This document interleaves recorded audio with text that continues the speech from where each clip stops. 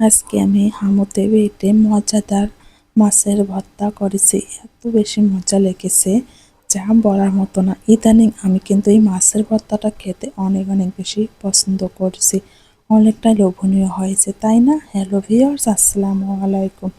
হুমায়ুন স্মৃতি ব্লগ থেকে আপনাদের স্বাগতম। যে যেখান থেকে আমার ভিডিওর সঙ্গে আছেন তাদের সবাইকে অসংখ্য অসংখ্য ধন্যবাদ।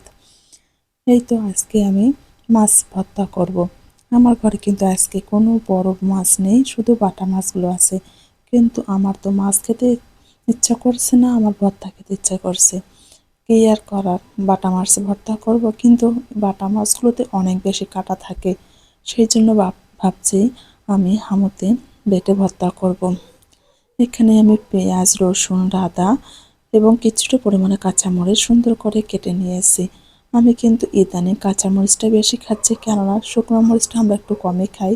কিন্তু তারপরও আমি কয়েকটা দেব। কাঁচামরিচ এবং শুকনো মরিচ দুটোই একসঙ্গে দিলে কিন্তু অনেকটা টেস্ট বেড়ে যায়।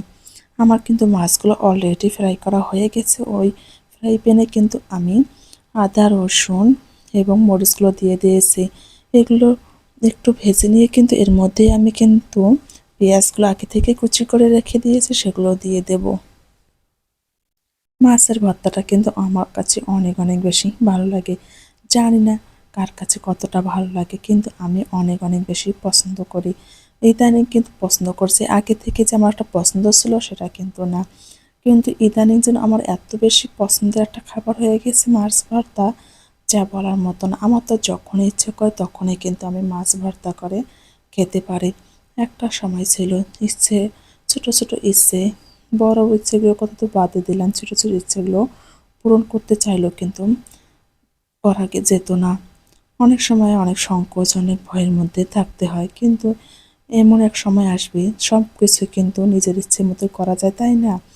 আজকে আমি কিন্তু দেখুন, এই যে হামুতে বেটে নিলাম, এগুলোকে কিন্তু কে কী বলেন জানি না, কিন্তু আমাদের এলাকায় এগুলোকে হামু বলে।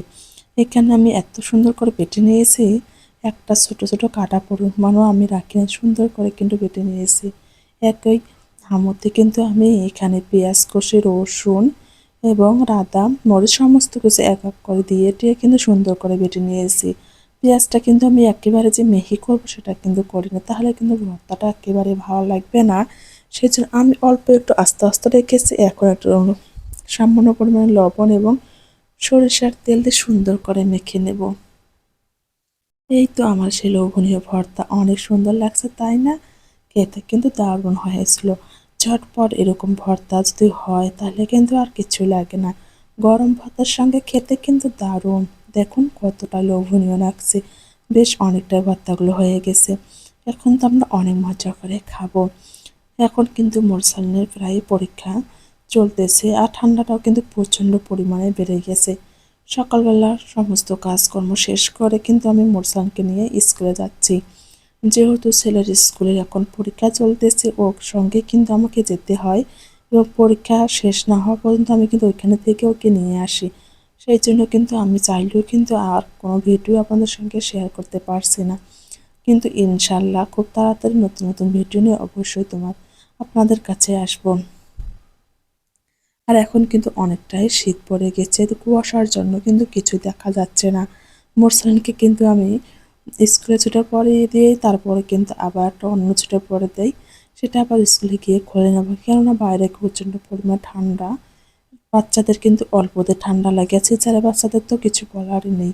এই তো আমরা স্কুলে চলে এসেছি, স্কুলে মনে হচ্ছে একেবারে ফাঁকা, কিন্তু সেটা না, সবাই রুমে রুমে চলে আসে। এইরকম ঠান্ডা শীতে কিন্তু বাচ্চাদের স্কুল যাওয়া কিন্তু অনেকটাই কষ্ট হয়ে যায়, কিন্তু কি আর করা, যেতে তো হবে, তাই না? কষ্ট না করলে কিন্তু কোনো কিছু পাওয়া যায় না। কষ্ট করলে হাতের মুঠে সমস্ত কিছু আসে, আপনার ইচ্ছেগুলো অবশ্যই পূরণ হবে।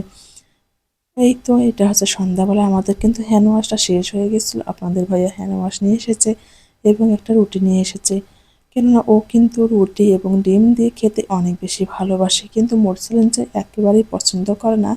সেই জন্য আমি অল্প কয়টাই ভেজে নিয়ে এসেছি। আমরা দুজনে কিন্তু সন্ধ্যার নাস্তাটা অনেক মজা করে খেলাম।